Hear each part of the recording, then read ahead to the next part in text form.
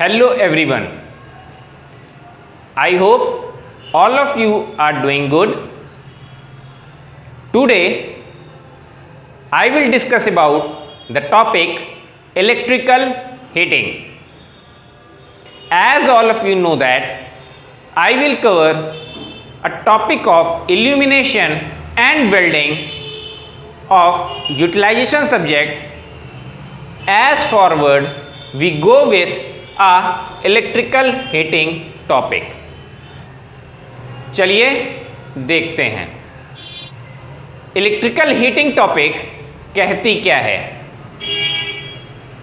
जैसा कि हम सब जानते हैं, अगर किसी भी बॉडी को हमें हीट करना हो, गर्म करना हो, तो उसको गर्म करने के कई सारे तरीके होते हैं। जैसे कोयला जला करके, लकड़ी जला करके, धूप में रख करके और इलेक्ट्रिकल क्वांटिटी के थ्रू। तो हमें जो डिस्कस करना है वो है इलेक्ट्रिकल क्वांटिटीज़ के थ्रू हीटिंग प्रोसेस करना। कैसे करेंगे, क्या होता है, जाना जाए। स्टार्ट करते हैं। अगर किसी बॉडी में हमें हीटिंग प्रोसेस करना हो तो उसका एक तरीका क्या हो सकता है, इलेक्ट्रिकल एनर्जी के through heating. Heating can be obtain from electrical energy. Heating को इलेक्ट्रिकल एनर्जी से भी पाया जा सकता है। चलिए मान लिया कि ऐसा कुछ हो रहा है, तो हो क्यों रहा है, कुछ ना कुछ कारण होना चाहिए। कारण के बारे में समझते हैं। अब जिस बॉडी को आपको गर्म करना है, अगर उस मटेरियल का अगर वो कंडक्टिंग बॉडी है तब तो आप लोग ईजिली समझ रहे होंगे कैसे गर्म हो रहा है, लेकिन नॉन कंडक्टिंग है तब तो हर बॉडी के अंदर एक उसका स्पेसिफिक रेजिस्टेंस होता है।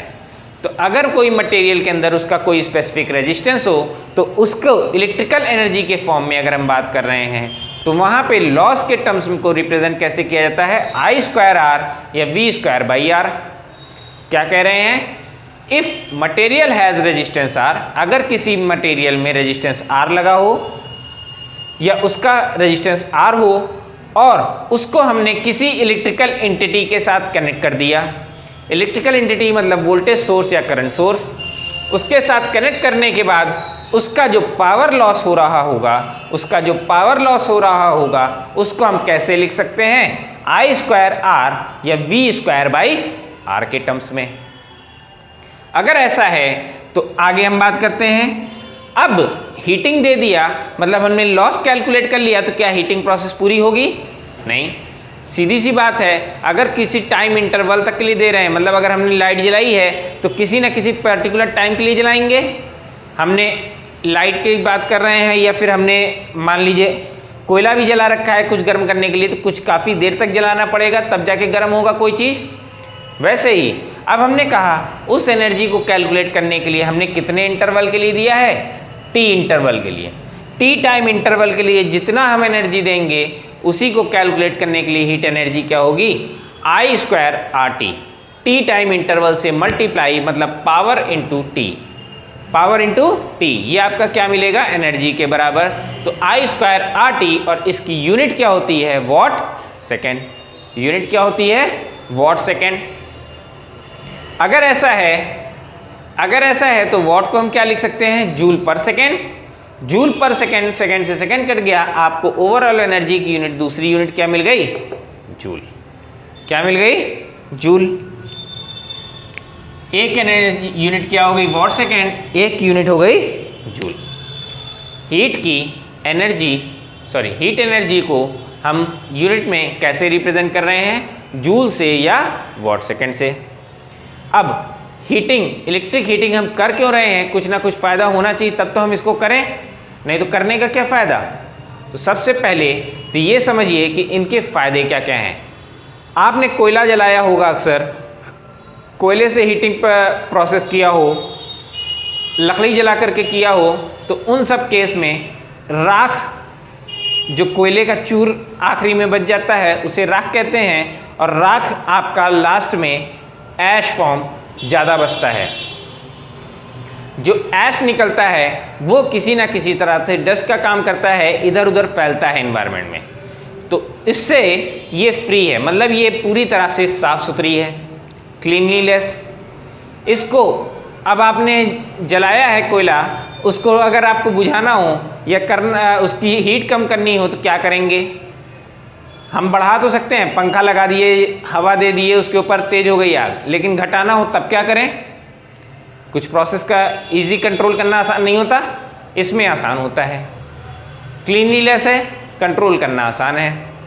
हाई इफिशियंसी, वहाँ पे कितने कोयला लगाने के बाद हमें कितनी एनर्जी मिलेगी ये आप कंफर्म नहीं बता सकते, लेकिन यहाँ पे कितनी हम लॉस, मतलब कितनी एनर्जी, कितनी सप्लाई देने के बाद हम कितना पा सकते हैं ये आप आसानी से बता सकते हैं। तो ओवरऑल टर्म्स में अगर बात करें तो इफिशियंसी इसकी हाई होती है। जब कंट्रोल करना आसान है तो इसका रिस्पांस भी कैसा होगा? जल्दी जल्दी हम बुता सकते हैं, जल्दी जल्दी चालू कर सकते हैं, क्विक रिस्पांस हो गया। कंट्रोलेबल फ्रॉम ओवरहीट, हीट बढ़ने लगे तो घटाना बहुत आसान हो जाएगा। लो अटेंशन एंड मेंटेनेंस, एक बार आपने हीटिंग चालू कर दी तो अगर आपने टाइमर भी सेट कर दिया है तो वो अपने आप बंद हो जाएगा। आपको बार बार उसके ऊपर ध्यान देने की जरूरत नहीं है कि भट्टी कम जल रही है, तेज जल रही है, कुछ भी, तो आपको इसको ध्यान देने की जरूरत नहीं पड़ेगी। फर्नेस को एक बार आपने ऑन कर दिया तो वो अगर टाइमर भी आपने सेट कर दिया है तो भी वो कंट्रोल किया जा सकता है। तो लो अटेंशन और मेंटेनेंस। बेटर वर्किंग कंडीशन, वहाँ पे वर्किंग कंडीशन, आप भट्टी के आगे बैठ करके हवा हाँक रहे हो, गर्मी है या कुछ भी है, इन्वायरमेंट आपके लिए ठीक नहीं है। यहाँ पे आपने वायर को लंबा करके कहीं दूर से भी कंट्रोल कर रहे हो तो आसानी से आप इजीली अपने कंफर्टेबल के हिसाब से इसको प्रोसेस कर सकते हो। बेटर वर्किंग कंडीशंस में है। हाई यूटिलाइजेशन फैक्टर, कम मात्रा में, मतलब कम एनर्जी में भी ज़्यादा से ज़्यादा हीट प्रोड्यूस कर पा रहा है, इसलिए यूटिलाइजेशन फैक्टर कैसा होगा? हाई होगा। पॉल्यूशन फ्री, पॉल्यूशन फ्री कैसे है कि यहाँ पे आपका किसी तरह से एक्स्ट्रा गैसेस, फ्लू गैसेस नहीं हो रही हैं, तो ये पूरी तरह से क्या है? पॉल्यूशन फ्री है, जिसमें किसी भी हीट को केवल 3 तरीके से ट्रांसफ़र किया जा सकता है। Any heat transfer at 3 modes of operation. वो कौन कौन से हैं? Conduction, convection and radiation. Conduction, convection and radiation को, ये 3 प्रोसेस हैं जिसके थ्रू हीट का ट्रांसफ़र पॉसिबल है। कंडक्शन क्या है? जब एक मेटल शीट को मैंने यहाँ से गर्म किया, गर्म होते होते वो इसी प्रोसेस से होते होते यहाँ तक गर्म हो रहा है, धीरे धीरे धीरे धीरे, इसे क्या कहेंगे? कंडक्शन। कन्वेक्शन क्या है कि हमने गर्म किया और वो गर्म होने के, मतलब एक अणु जब बार बार रोटेट होकर के आते हैं, जब कोई अणु बार बार रोटेट होकर के आते हैं, गर्म हुए, दूसरी जगह जाके ठंडे हो गए, फिर गर्म हो गए, आए, तो ऐसे प्रोसेस में कन्वेक्शन।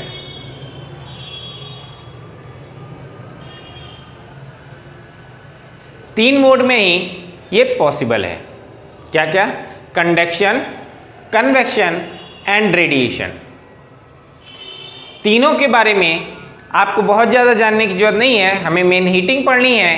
हीट ट्रांसफ़र के बारे में फिजिक्स वगैरह में हाई स्कूल तक पढ़ा दिया जाता है, लेकिन तब भी हम ओवरव्यू देखेंगे।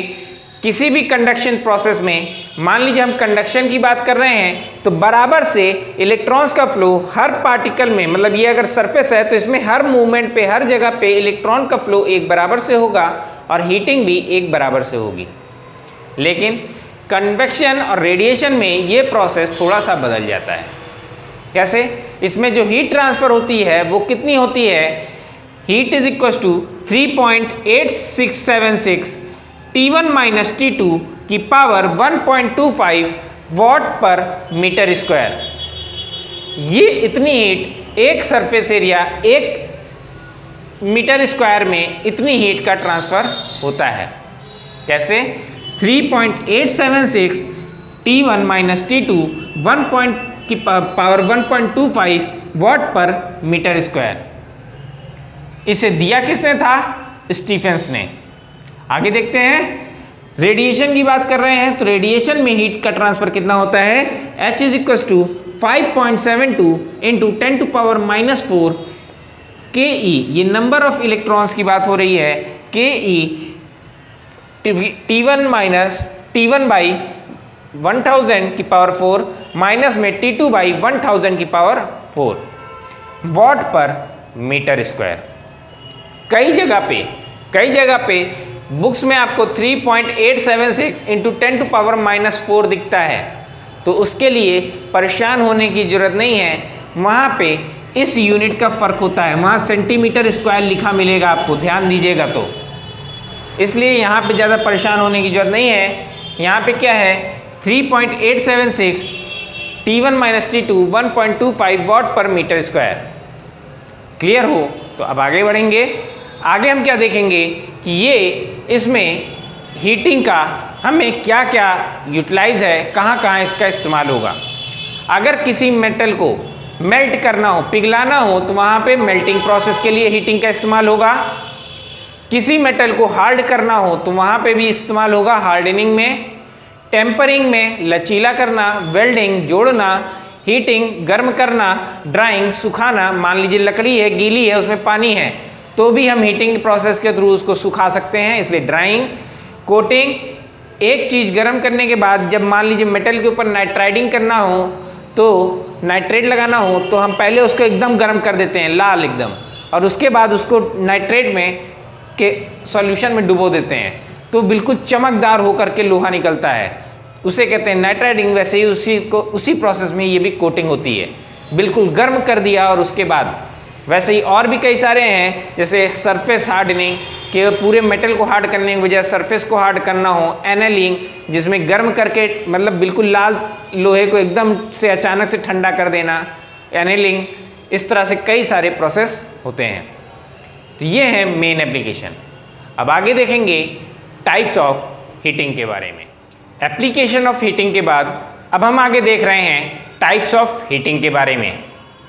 जैसा कि आप सब जानते हैं, वेल्डिंग पीएफ पढ़ा हमने, इल्यूमिनेशन पढ़ा, हर जगह उनके टाइप्स में कैटेगराइज में बांटा गया होता है। वैसे ही हीटिंग को भी कई कैटेगरी में बांटा गया है। जैसे कि सबसे पहला पार्ट हम बात करते हैं पावर फ्रीक्वेंसी हीटिंग और हाई फ्रीक्वेंसी हीटिंग में। टाइप्स ऑफ हीटिंग को हमने दो पार्ट में बांट दिया, पावर फ्रीक्वेंसी और हाई फ्रीक्वेंसी। पावर फ्रीक्वेंसी क्या होगी? जो 0 से 60 हर्ट्ज में जो हमारी स्टैंडर्ड फ्रीक्वेंसी चलती है 50 हर्ट्ज 60 हर्ट्ज, ऐसी फ्रीक्वेंसी पे जो हीटिंग काम करे वो power frequency heating.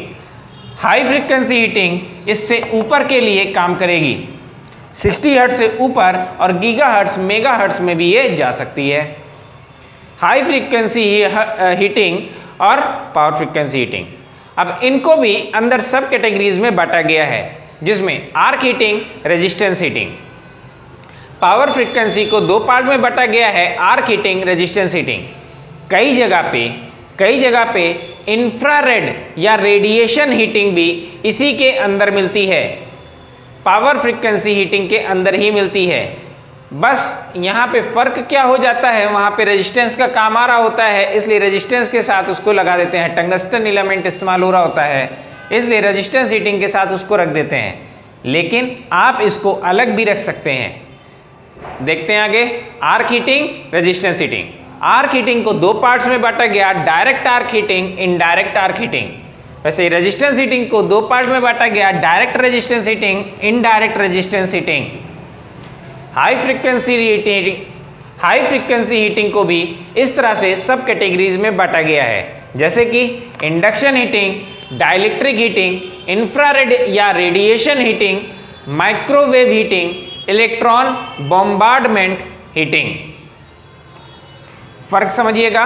Induction heating में आ गए, नेक्स्ट कैटेगरी इंडक्शन हीटिंग के अंदर दो पार्ट, डायरेक्ट इंडक्शन और indirect induction. Direct induction heating, indirect induction heating. Dielectric heating जैसे कि कैपेसिटेंस का परफॉर्मेंस, जैसे कैपेसिटर काम करता है उस तरह से। इंफ्रारेड या रेडिएशन हीटिंग, ये जैसे बल्ब से या लाइट के थ्रू हम किसी जगह पे बराबर फोकस करे रहें और वो हिस्सा गर्म हो जाए, ऐसे प्रोसेस को हम क्या कहते हैं? इंफ्रारेड या रेडिएशन हीटिंग। 100 वाट का बल्ब अगर कहीं फोकस करके बराबर लगाए रहे तो वो हीटिंग से वो सरफेस भी गर्म हो जाता है कि नहीं? वैसे ही हीटिंग क्या कहलाती है? इंफ्रारेड या रेडिएशन हीटिंग। माइक्रोवेव हीटिंग, इसमें वेव्स को मतलब माइक्रोवेव्स के इस्तेमाल करके हीटिंग किया जाता है, जैसे कि आपने ओवन वगैरह देखा होगा। इलेक्ट्रॉन बम्बार्डमेंट हीटिंग, इसमें किसी एक सरफेस पे, जैसे मान लीजिए इस सरफेस को हमें गर्म करना हो तो इसमें इलेक्ट्रॉन की बम्बार्डिंग की जाती है, बराबर इस जगह पे इलेक्ट्रॉन गिराते हैं। जैसे आपने पुराने ज़माने में नोक वाली टीवी देखी होगी, पुराने ज़माने में नोक वाली टीवी देखी होगी, उसमें क्या होता था, जब पीछे से इलेक्ट्रॉन निकलती थी उस पर जो फिल्म लगी होती थी, आगे फॉस्फोरस ट्यूब लगी होती थी, वो फिल्म बिल्कुल गर्म हो जाती थी। जैसे जैसे गर्म होती थी तो उससे क्लियर पिक्चर दिखना चालू हो जाती थी। वो काम इलेक्ट्रॉन बम्बार्डमेंट हीटिंग का होता था। आगे स्टार्ट करेंगे रेजिस्टेंस हीटिंग के बारे में। रेजिस्टेंस हीटिंग क्या है, इसको हम जानेंगे नेक्स्ट लेक्चर में। थोड़ा सा ओवरव्यू जान लीजिए कि ये किस तरह से काम करती है पावर लॉस के ऊपर, जिसमें किसी भी मेटल, जिस मेटल को हमें गर्म करना है वो मेटल का कुछ ना कुछ अपना रेजिस्टेंस होता है। उस रेजिस्टेंस पे हम पावर लॉस कैलकुलेट करके हीटिंग प्रोसेस करते हैं। मतलब I स्क्वायर आर लॉस के बेसिस पे ये काम करता है। I स्क्वायर आर लॉस के बेसिस पे काम करता है। ओवरऑल आज की वीडियो में आप लोग हमें ये ज़रूर बताइएगा ये कैसी लगी, क्योंकि आज हमने वीडियो को चेंज कर दिया है। आपका समय बहुत कम है SSC JEE के पॉइंट ऑफ व्यू से, केवल 1 महीना समय रह गया है और मैं पहले भी कह चुका हूं नया पढ़ना बंद कर दीजिए। मैंने SSC JEE की पिछली वीडियो बना रखी है जिसमें 100% SSC JEE क्लियर करने की गारंटी दी है। अगर वो वीडियो आप देखते हैं पूरी तो मैं गारंटी ले रहा हूं कि आप 100% उस वीडियो को फॉलो करके 100% आप SSC JEE क्लियर कर सकते हैं। इसलिए उस वीडियो को पूरी देखिएगा। और मैंने उसमें बता रखा है कि अब नया पढ़ने का समय ख़त्म हो चुका है, इसलिए हमारी वीडियोस भी आना कम हो गई हैं। आप लोगों की कई बार कहने के कारण मैंने आज फिर से स्टार्ट किया है और इसको अब कंटिन्यू करूंगा कि यूटिलाइजेशन टॉपिक आपका पूरा कंप्लीट हो जाए। नए सब्जेक्ट, मैं फिर से कह रहा हूं, नए सब्जेक्ट पढ़ने का समय खत्म हो चुका है। अब केवल और केवल पुराने सारे सब्जेक्ट पे मेहनत करिए, रिवीजन करिए, उनके क्वेश्चंस पेपर को केवल सॉल्व करिए। करंट अफेयर देखिए, GS देखिए। नए पढ़ने का समय खत्म हो चुका है। SSC JEE के लिए जो लोग टारगेट किए हैं उनके लिए। एट लास्ट आप सभी लोग में ये कैपेबिलिटी है कि फर्स्ट अटेम्प्ट में भी आप इस एग्जाम को क्लियर कर सकते हो। बस परेशानियां कहां आ रही हैं ये आप लोग खुद में नहीं देख रहे। खुद के अंदर झांक के देखिए कि आपने अभी तक में क्या गलतियां करी हैं, और हो सके तो किसी भी एक टीचर के कांटेक्ट में हमेशा बने रहिए जो आपको सही गाइडेंस, सही तरीका पढ़ने का बता सके। ऐसा मैं नहीं कह रहा हूं कि केवल मेरे कांटेक्ट में बनिए, आप किसी भी एक टीचर के कांटेक्ट में जरूर बने रहिए जो कि आपको हेल्पफुल होगा। वो आपके सही चीज़ को सही और गलत चीज़ को गलत बता सकता है। आप में क्या कमी है और उसको कैसे बढ़ाया जाए, और आप में क्या अच्छा है इसको किस तरह से मेंटेन रखा जाए, ये वो बता सकता है। इसलिए एक टीचर की नीड हर स्टूडेंट को हमेशा होती है और लाइफ में सीखना उम्र भर जारी रहता है।